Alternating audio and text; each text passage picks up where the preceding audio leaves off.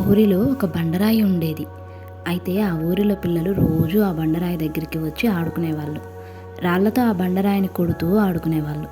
పిల్లలు పోటీ పెట్టుకొని మరీ రాళ్లతో ఆ బండరాయిని కొట్టేవాళ్ళు, ఎవరి రాయి ఎక్కువ స్పీడ్గా వెళ్తుందో అని. పోటీ పెట్టుకోవడం వల్ల బాగా ఫోర్స్గా విసిరేవాళ్ళు. కొన్ని రాళ్ళు బాగా గట్టిగా తగిలేవి.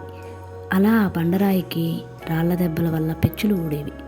అలా పెచ్చులు రాలి పడటం వల్ల పిల్లలు ఇంకా ఆసక్తిగా కొట్టేవాళ్ళు. పాపం ఆ బండరాయి నొప్పితో ఏడ్చేది. నేనంటే పిల్లలకి కూడా లోకువే అని ఎంతో కుమిలిపోయేది. అలా రోజు దెబ్బలు తిని తిని చాలా పెచ్చులు రాలిపోయాయి. ఒక రూపం వచ్చింది ఆ రాయికి. అదేంటో తెలుసా? దేవుని రూపం. ఆ బండరాయి అనుభవించిన వేదన, కార్చిన కన్నీరు, మౌనంగా భరించిన బాధ అన్నింటికీ ఆ దేవుడు మెచ్చి తన రూపం ఆ బండరాయికి ఇచ్చేశాడు.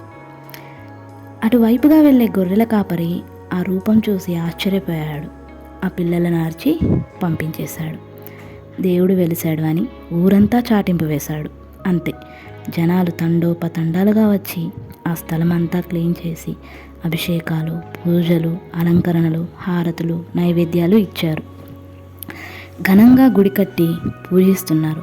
ఓర్పుతో మౌనంగా అన్నీ సహించిన ఆ బండరాయి దేవుడిలా చరిత్రలో నిలిచిపోయింది. ఎదగటానికి చేసే ప్రయత్నంలో అడుగడుగునా పరీక్షలు ఎదురవుతాయి. వేసే ప్రతి అడుగులో అవమానాలు, నిందలు ఎన్నో ఎదురవుతాయి. కిందకి లాగాలని చూసేవాళ్ళు నీ చుట్టూనే చేరి గోతులు తీస్తుంటారు. దేనికి చలించకూడదు, కృంగిపోకూడదు. దెబ్బ తగిలిన ప్రతిసారి నీకు నువ్వే ధైర్యం చెప్పుకొని ముందుకు వెళ్ళాలి. మౌనంగా అన్నిటికీ తల వంచుతూ నీ దారిలో నువ్వు ముందుకు వెళ్తే లోకం మెచ్చే స్థాయికి చేరుకుంటావు. మౌనం కంటికి కనిపించని గొప్ప ఆయుధం. తగిలిన ప్రతి ఎదురు దెబ్బని బలంగా మార్చుకో.